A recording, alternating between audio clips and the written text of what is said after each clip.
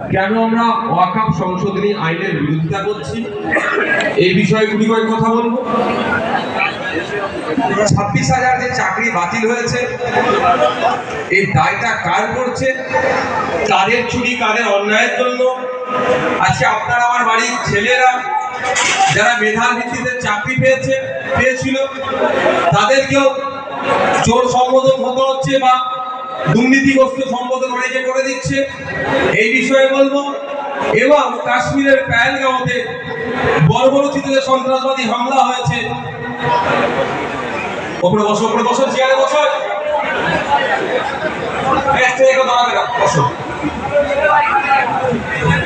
পেহেলগাঁওতে যে সন্ত্রাসবাদী হামলা হয়েছে, এই হামলার প্রতিবাদ জানিয়ে আজকে আমাদের এই প্রতিবাদ সভা।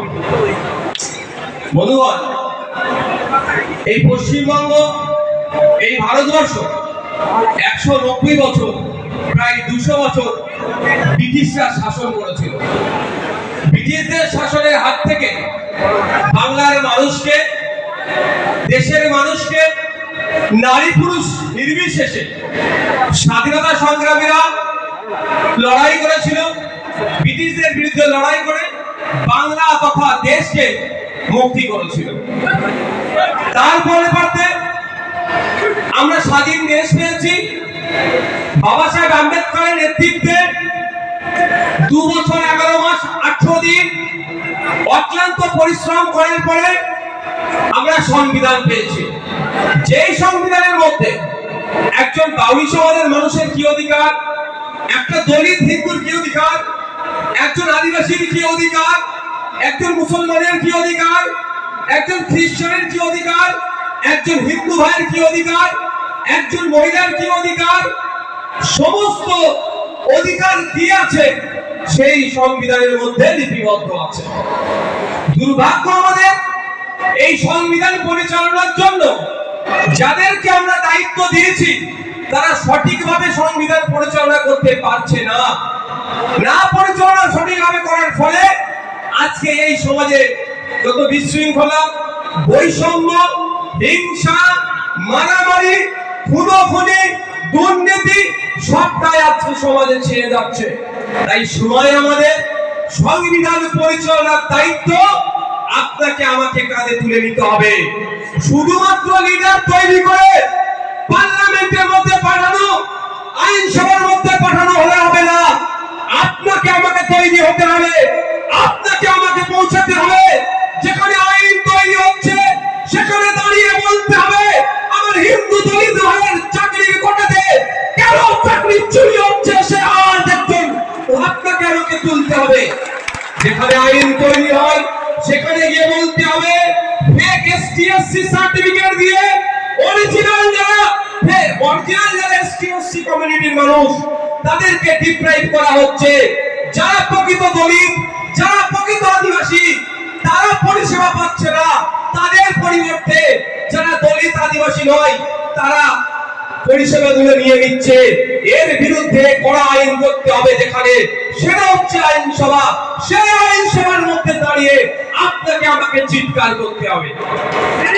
আইনসভার মধ্যে আপনাকে আমাকে পৌঁছাতে হবে। আইনসভার মধ্যে গিয়ে আওয়াজ তুলতে হবে পশ্চিমবাংলার যে সমস্ত মন্দিরের সম্পত্তিগুলো এই তৃণমূলের আমলে লুট হয়েছে অবিলম্বে ফিরিয়ে আমার মন্দিরে দিতে হবে। এই আওয়াজ আপনাকে আমাকে তুলতে হবে। আইনসভার মধ্যে তাকে পাঠাতে হবে যে আইনসভার মধ্যে দাঁড়িয়ে কেন্দ্র সরকারের নিয়ে আসা এই আইনের প্রবলভাবে বিরোধিতা করবে এবং শুধুমাত্র এই আইন মুসলমানদেরকে দুর্বল করছে সেটা নয়, সংবিধানের উপরে আঘাত দিচ্ছে। বাবা সাহেব আম্বেদকর অক্লান্ত পরিশ্রম করে যে সংবিধান আমাদেরকে উপহার দিয়েছিল, আজকে কিছু বড়বড়ের দলেরা যেটা জ্যোতিবাবুর ভাষায় যাদেরকে বড়বড় বলেছিলেন, তারা বাবা সাহেব আম্বেদকরের এই পরিশ্রমকে বৃথা করার চেষ্টা করছে।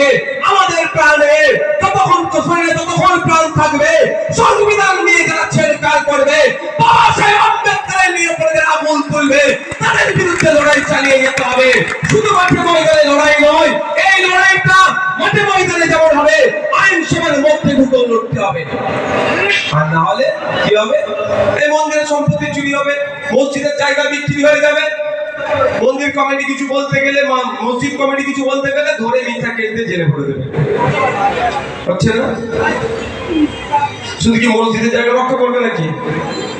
প্রকৃত মানুষ যে হবে মন্দির, মসজিদ, কবরস্থান, শ্মশান দেখতে যাবে না। যার উপরে অন্যায় নেমে আসবে তার পাশে থেকে অন্যায়কারীর বিরুদ্ধে সর্বোচ্চ দিয়ে লড়াই করবে। তাই তো নাকি? বা এটা পশ্চিমবঙ্গ। কিন্তু দুর্ভাগ্য, পশ্চিমবাংলার ক্ষমতার মসনদে যাকে আমরা বসিয়ে রেখেছি, সে চায় না পশ্চিমবাংলার মধ্যে ধর্মীয় যে উন্মাদনা ছড়িয়ে দেওয়ার চেষ্টা হচ্ছে সেটা বন্ধ করা হোক। সে চায় না এখানকার হিন্দু মুসলমান নির্বিশেষে শান্তির সাথে থাকুক, সে কোনোদিন চাইছে না। তা না চাওয়ার ফলে আমি বলছি, উদাহরণ কয়েকটা দিচ্ছি।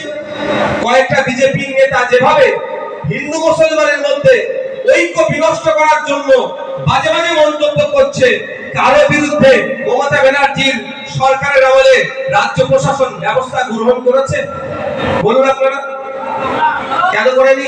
ব্যবস্থা গ্রহণ করলেই তো সমস্যা হবে না। সমস্যা না হলে বিজেপি আর তৃণমূল রাজনৈতিক ফায়দা নেবে কিভাবে? দেখ, আমি ফিরে আসি। কাশ্মীরের পেহেলগাঁওতে সন্ত্রাসবাদী হামলা হয়েছিল। এই হামলায় 26 জন আমার হিন্দু ভাইকে শহীদ করেছে, খুন করেছে। কারা শহীদ করেছে, খুন করেছে? উগ্রবাদী, মানবতা বিরোধী।